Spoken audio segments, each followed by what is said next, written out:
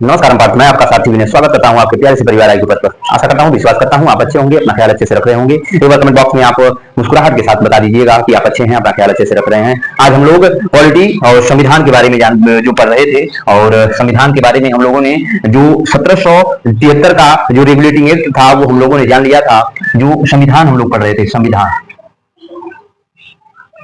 पढ़ रहे थे, और 1700 हम लोगों ने 73 के बारे में जान लिया था। 1773 के बारे में कुछ फैक्ट ये है कि 1773 जो रेगुलेटिंग एक्ट आया था वो किस अधिनियम के तहत आया था, ठीक है। और फिर उसके बाद आप ये भी बताइएगा कि जो उच्च न्यायालय की स्थापना कब की गई थी, ये भी मुझे बताइएगा। आप मुझे ये भी बताइएगा कि जो गवर्नर जनरल, जो बंगाल का पहला जो गवर्नर जनरल कौन था, वो ये भी मुझे बताइएगा। और आज हम लोग जो जो नेक्स्ट जो देखेंगे कौन है, नेक्स्ट एक्ट कौन है, तो नेक्स्ट एक्ट जिसे हम लोग कहते हैं बंगाल, जो 1781 का, जो 1781 का जुडिकेचर एक्ट, क्या नाम है इसका, सेटलमेंट एक्ट।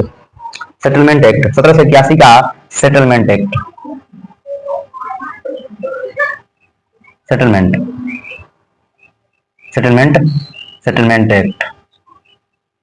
इसको एक और नाम से जानते हैं, जो सेटलमेंट एक्ट जो आता है 1781 का सेटलमेंट एक्ट है, इसको हम लोग बंगाल जुडिकेचर एक्ट के भी नाम से जानते हैं। बंगाल जुडिकेचर एक्ट के भी नाम से जानते हैं, जुडिकेचर एक्ट के नाम से भी हम लोग इसको जानते हैं। किस नाम से, बंगाल जुडिकेचर एक्ट से भी हम लोग जानते हैं, ठीक है। तो इसमें क्या क्या किया गया, तो इसमें एक काम किया गया कि सुप्रीम कोर्ट ने आदेश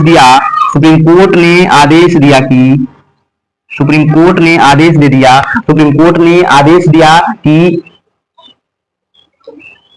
जो सुप्रीम कोर्ट ने क्या किया, सुप्रीम कोर्ट ने न्यायालय को आदेश दिया, सुप्रीम कोर्ट ने न्यायालय को आदेश दिया, क्या आदेश दिया,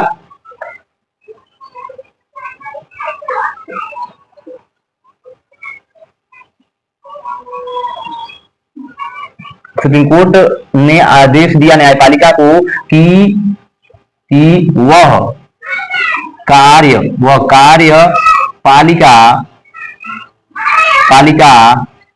कार्यपालिका के विषय में हस्तक्षेप ना करे।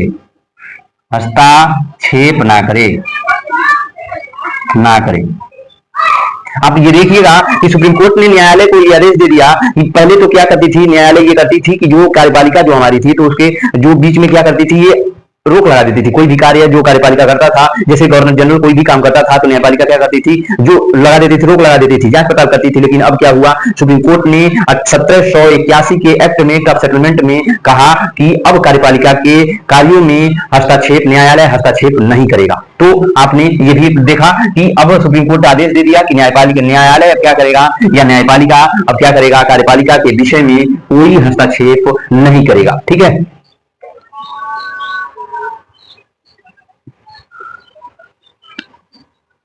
अब कलकत्ता सरकार क्या करेगी, अब कलकत्ता सरकार जो थी, अब कलकत्ता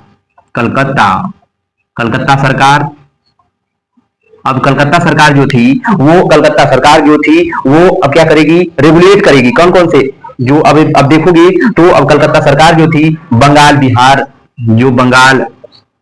बंगाल, बिहार,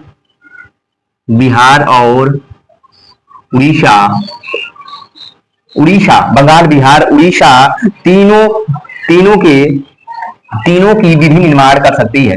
तीनों का विधि निर्माण कर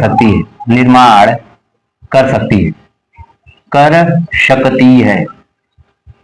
आपने ये भी देखा कि अब कलकत्ता सरकार क्या करेगी, इन तीनों दीवानियों का विधि निर्माण कर सकती है। विधि निर्माण का मतलब होता है कि वहां जो डेवलपमेंट होंगे, अब वो क्या करेगी, नियम होंगे, वो सभी कौन लागू करेगा, अब कलकत्ता सरकार करेगी। अब बैठ करके आपने 1773 में आपने ये भी देखा था कि अब केंद्रीय सरकार का जो स्थापना किया गया था, अब यही है कि अब केंद्र में रह करके बिहार जो है, बंगाल, बिहार और उड़ीसा, इन तीनों का क्या करेगी, विधि निर्माण कर सकती है। कौन, कलकत्ता सरकार कर सकती है। अगला नेक्स्ट हम लोग देखते हैं क्या इसमें और क्या होता है। ठीक है, आगे आगे देखते हैं।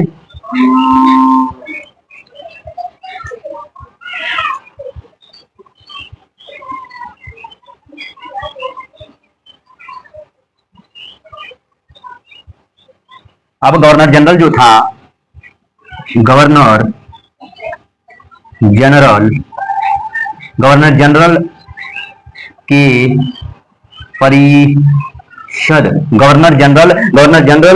परिषद, गवर्नर जनरल की परिषद को सुप्रीम कोर्ट से, सुप्रीम कोर्ट के अधिकार से, सुप्रीम कोर्ट के अधिकार से, सुप्रीम कोर्ट के अधिकार क्षेत्र से बाहर रखा गया, अधिकार क्षेत्र से बाहर रखा गया, क्षेत्र से बाहर किया गया कि अब गवर्नर जनरल जो होगा वो क्या रहेगा, सुप्रीम कोर्ट के अधीन नहीं रहेगा, ये क्या रहेगा, स्वतंत्र रहेगा, और स्वतंत्र होकर क्या करेगा, कार्य करेगा, ठीक है, अपने मनमाने ढंग से, ठीक है। फिर उसके बाद नेक्स्ट आगे बढ़ते हैं।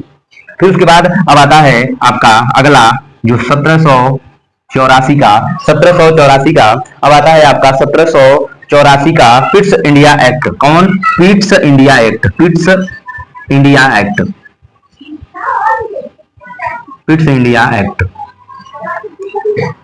1784 का जो आपको आता है पिट्स इंडिया एक्ट आता है।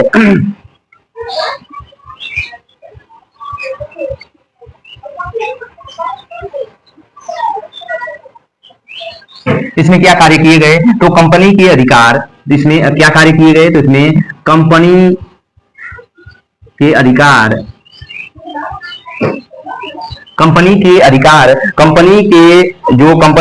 जो अधिकार थे, जैसे व्यापारिक, कंपनी के अधिकार थे जैसे व्यापारिक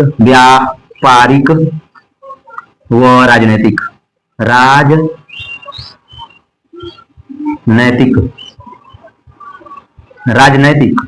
व्यापारिक, जो कंपनी के जो अधिकार थे व्यापारिक और राजनैतिक उन सबको अलग कर दिया गया, अलग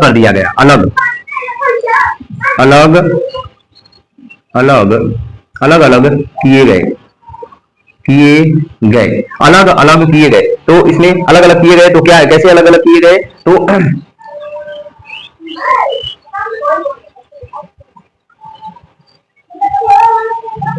जैसे कि एक आता अलग अलग किए गए, तो व्यापारिक अधिकार और राजनीतिक अधिकार जो इसमें किया गया था। तो एक कैसा, एक था जो बोर्ड ऑफ डायरेक्टर था, board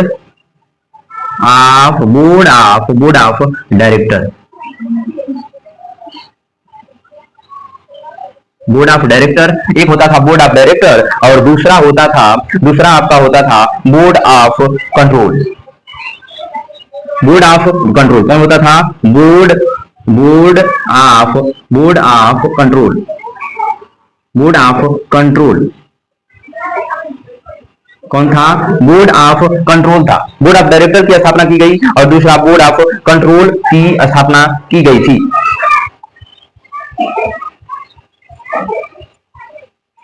board of director, board of control था, इसकी शक्तियां क्या थी, तो बोर्ड ऑफ जो ये नियंत्रक एक मंडल था, नियंत्रक बोर्ड ऑफ जो कंट्रोल था ये नियंत्रक मंडल था। क्या था, ये एक नियंत्रक मंडल था जो अभी गवर्नर, इसमें जो गवर्नर जनरल जो था, ये यहाँ पे आप देखोगे, यहीं पे आप लिखोगे, तो यहीं पे आप लिख लोगे जो फिर बोर्ड ऑफ जो विलियम पिट्स जो थे ब्रिटिश प्रधानमंत्री, उन्हें वो बोर्ड ऑफ कंट्रोल के नियंत्रक जो मंडल के अधिकारी होते थे, ठीक है। इसमें बोर्ड ऑफ कंट्रोल में कितने सदस्य होते थे, बोर्ड ऑफ कंट्रोल में सदस्यों की संख्या कितनी होती थी, 6 होती थी। बोर्ड ऑफ कंट्रोल में सदस्यों की संख्या कितनी, 6 होती थी। और इसमें देखा जाए तो बोर्ड ऑफ कंट्रोल का जो काम क्या होता था, ये नियंत्रक मंडल है, जो गवर्नर जनरल होता था, जो आपका गवर्नर जनरल होता था, वो परिषद गवर्नर जनरल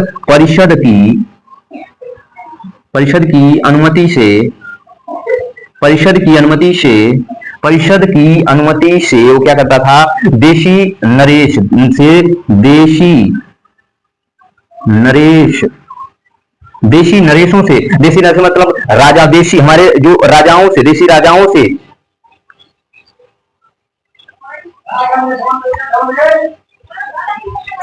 नरेशों से संघर्ष में संघर्ष में क्या करेगा, सहायता नहीं लेगा। ठीक है, आवश्यक आवश्यक सहायता, आवश्यक या सहायता नहीं लेगा, आवश्यक आवश्यकता या सहायता, सहायता क्या करेगा, नहीं लेगा। ये क्या करेगा, उन विदेशी राजाओं से ये सहायता नहीं लेगा। बोर्ड ऑफ कंट्रोल ये कहता था कि जो गवर्नर जनरल होगा वो परिषद की अनुमति से देशी नरेश से संघर्ष, जब संघर्ष होगा तो उसमें देशी राजाओं से वो क्या करेगा, सहायता या आवश्यकता पड़ने पे उनसे सहायता नहीं ले सकता। ठीक है, अब द्वैध शासन शुरू हुआ। यहीं पे आप देखोगे तो आपको 1774 में द्वैध शासन शुरू होता है। शासन द्वैध शासन शुरू हुआ था। द्वैध शासन शुरू हुआ, द्वैध शासन इसमें क्या हुआ, द्वैध शासन शुरू हुआ था। अब कंपनी के क्षेत्र को क्या कहा जाने लगा, कंपनी के क्षेत्र को ब्रिटिश अर्जित क्षेत्र कहा जाने लगा। क्या, ब्रिटिश अर्जित क्षेत्र कहा जाने लगा था। तो जो कंपनी का क्षेत्र होता था अब वो ब्रिटिश अर्जित क्षेत्र कहा जाने लगा था। और रानी कौन थी, विक्टोरिया। रानी कौन थी, रानी विक्टोरिया।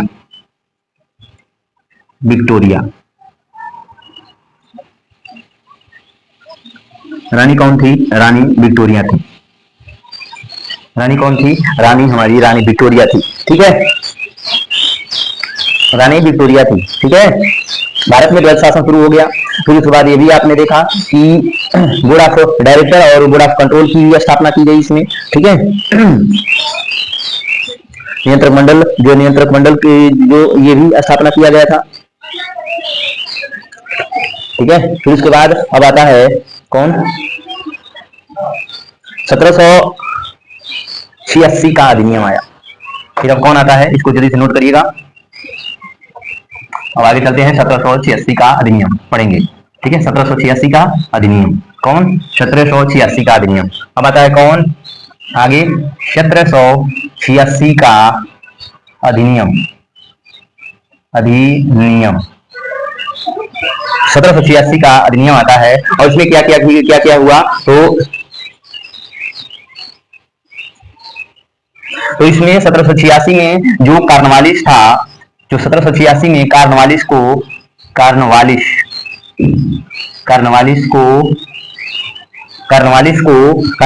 किया गया, तो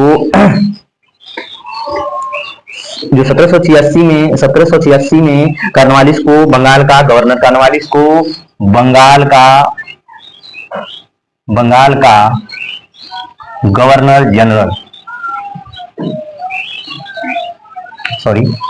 जनरल नियुक्त किया गया। तो कार्नवालिस को 1786 में कार्नवालिस को बंगाल का गवर्नर जनरल नियुक्त किया गया था। इसको लिखते चलिएगा साथ साथ। ठीक है, क्या करिएगा, लिखते चलिएगा। ठीक है, तो गवर्नर जनरल नियुक्त किया गया और फिर उसके बाद यहीं पे लिखिएगा कि कार्नवालिस जो था वो कमांडर इन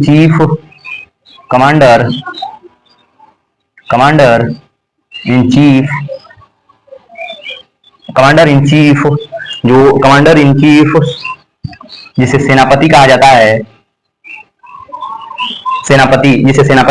है, सेनापति बनने वाला पहला गवर्नर जनरल था। आपसे क्वेश्चन पूछेगा कि कार्नवालिस जो कमांडर इन चीफ बनने जो बंगाल का कमांडर इन चीफ बनने वाला पहला व्यक्ति कौन था, तो आप कहिएगा कि वो कौन था, लॉर्ड कार्नवालिस था। कार्नवालिस, ठीक है, तो ये क्या था, सेनापति बनने वाला, बंगाल का सेनापति बनने वाला पहला जो गवर्नर जनरल कौन था, तो आप कहिएगा कार्नवालिस था। क्या नाम था इसका, कार्नवालिस था। ठीक है,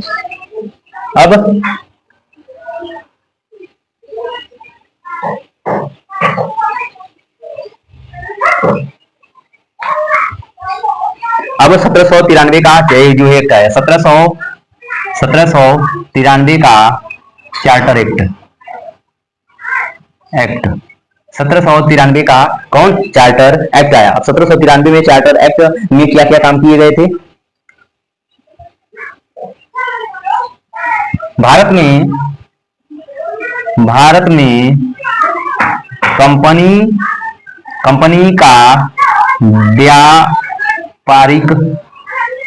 कंपनी का व्यापारिक एकाधिकार समाप्त किया गया। ठीक है, तो भारत में कंपनी का एक अधिकार जो क्या किया गया, समाप्त किया गया। कंपनी जो क्या किया गया इसमें 1793, हाँ 1793, ठीक है। कंपनी के एक अधिकार को क्या किया गया, जो समाप्त किया। इसमें 93 में ही समाप्त किया गया था। नहीं सॉरी, ये तो 13 में खत्म हुआ था। 13 में खत्म करेंगे ये सब। नहीं ये तो 13 में 1713 में हम लोग कंपनी के व्यापारिक एक अधिकार को समाप्त करेंगे। लेकिन 1793 में अगर देखा जाए तो 1793 में गवर्नर जनरल को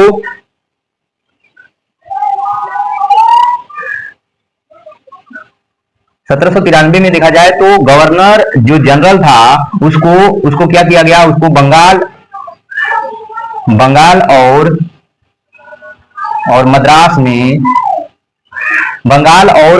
में क्या किया, मद्रास जो प्रेसिडेंसियों पर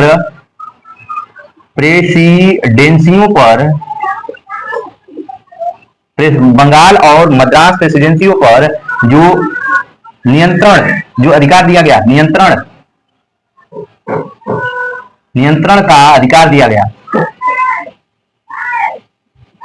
नियंत्रण करने का क्या किया गया, इसको अधिकार दिया गया था। इस पे मद्रास और जो बंगाल जो है बंबई, बंगाल नहीं थी, इसको बंबई ठीक, बंबई और मद्रास की प्रेसिडेंसियों पर जो क्या किया गया, नियंत्रण का अधिकार दिया गया था, नियंत्रण करने का अधिकार दिया गया था। ठीक है, आगे चलते हैं। ठीक है, इसमें आप देखोगे तो कंपनी के एक अधिकार को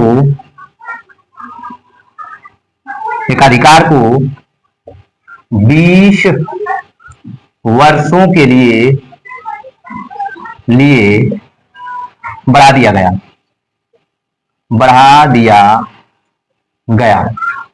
20 वर्षों के लिए कंपनी के एक अधिकार को क्या किया गया, बढ़ा दिया गया। आपसे क्वेश्चन पूछेगा कि कंपनी के एक अधिकार को कितने वर्षों के लिए बढ़ाया गया था, तो 20 वर्षों के लिए बढ़ा दिया गया था। ठीक है, ठीक है।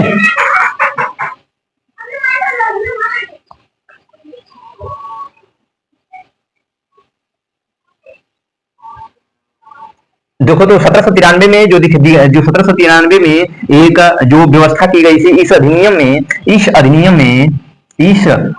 में नियंत्रक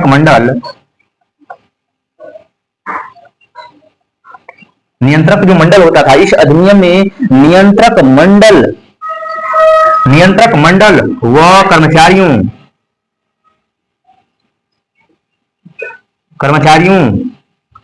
का वेतन भारतीय राजस्व से देने के लिए जो बात की गई थी, देने का तय किया गया था, देने के लिए कहा गया था। ठीक है, जो कर्मचारियों का वेतन भारतीय राजस्व से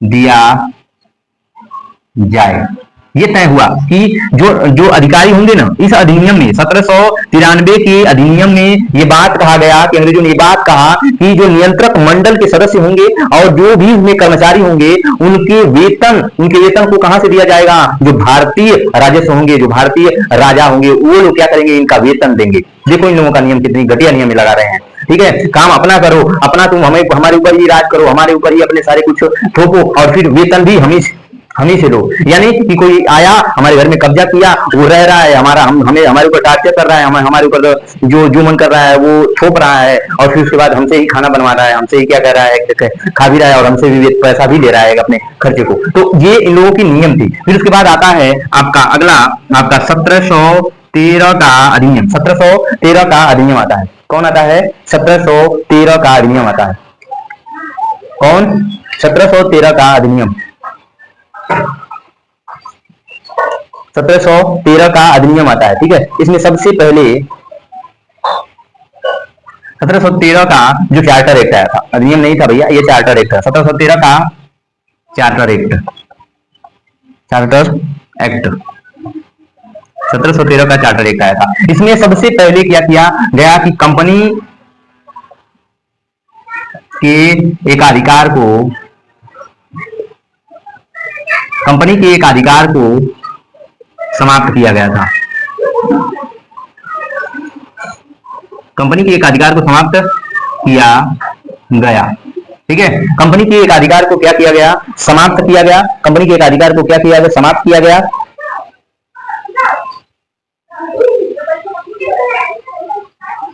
और इसमें लेकिन लेकिन लेकिन लेकिन लेकिन लेकिन ये देखो, लेकिन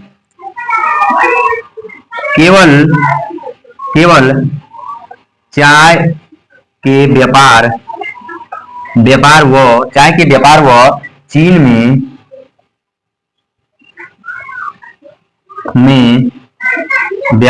चाय के व्यापार और चीन में चीन में कंपनी के एक अधिकार को, चीन में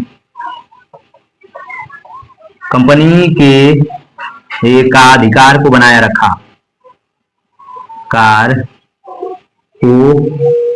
बनाया रखा,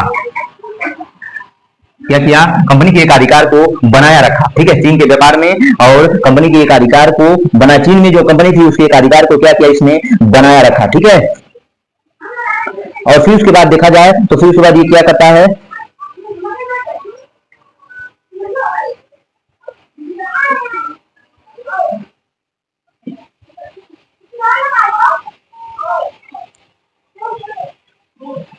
फिर आगे चलते हैं। जो ईसाई मिशनरी थे, ईसाई मिशनरियों के लिए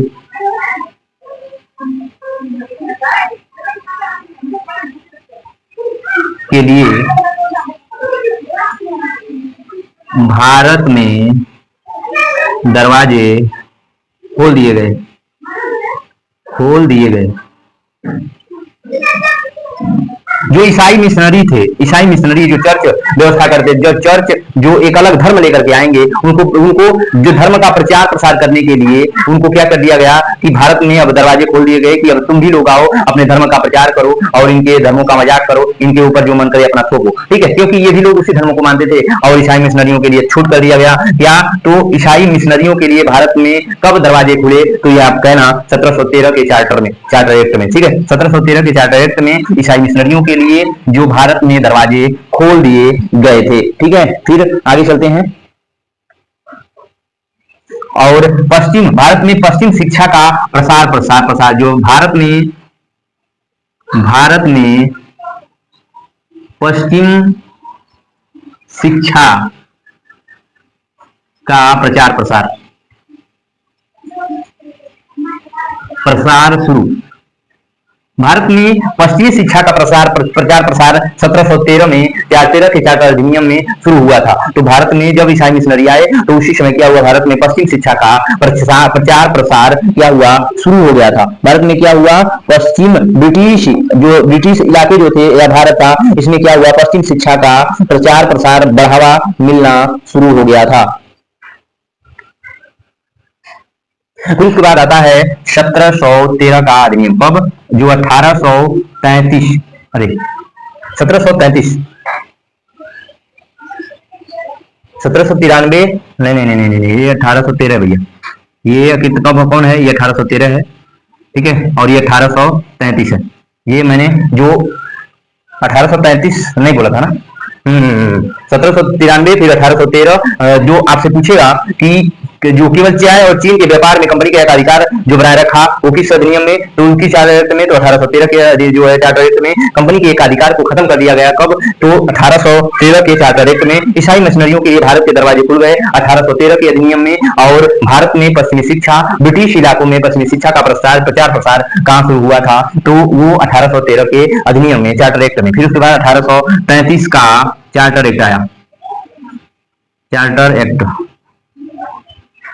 जो 1833 का चार्टर एक्ट आया, कौन, चार्टर 1833 का चार्टर एक्ट आया था। इसमें क्या किया गया था,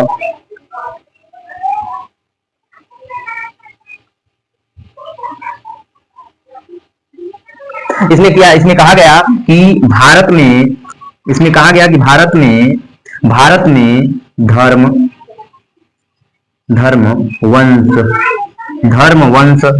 वंश जाति, भारत, इसमें ये कहा गया कि इस जो 1835 के अधिनियम में ये कहा गया कि जो धर्म वंश जाति रंग,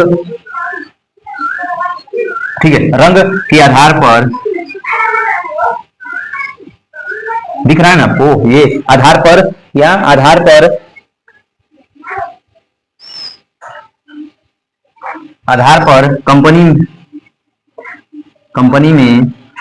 कंपनी से उनको वंचित नहीं किया, कंपनी से वंचित नहीं किया जाएगा,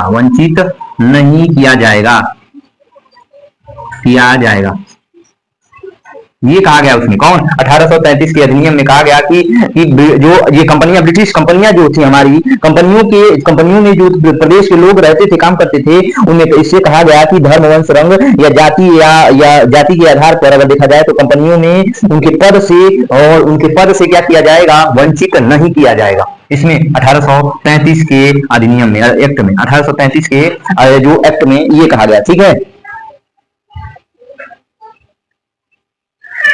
और इसमें आप देखोगे कंपनी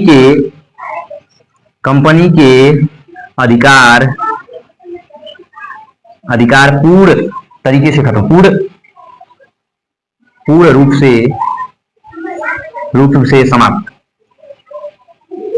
कंपनी के अधिकार पूर्ण रूप से क्या किए गए? समाप्त कर दिए गए। कंपनी के अधिकार क्या किए गए? पूर्ण रूप से समाप्त कर दिए गए। लाइट भाग गई है और इसीलिए आपको थोड़ा सा, मैं हमारी परेशानी से कर रही होगी तो नहीं दिख रहा होगा, इसलिए मैं थोड़ा सा किनारे हो गया हूं, ठीक है। तो फिर इसमें क्या कहा गया?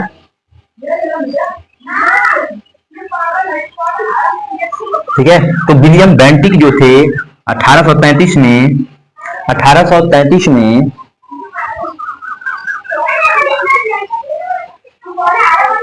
जो विलियम बेंटिक को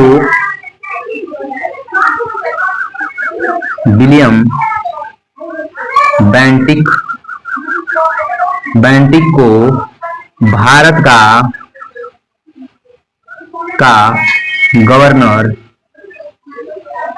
ठीक है, गवर्नर जनरल बनाया गया। भारत का पहला governor general Lord William Bentinck. कौन था? Lord William Bentinck.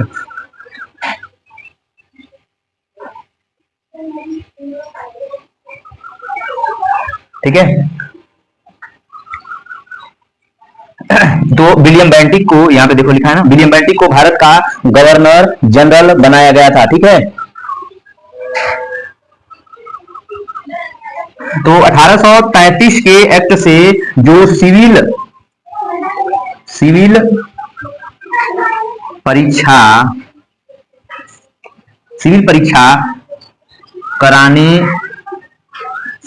कराने का प्रयास किया गया।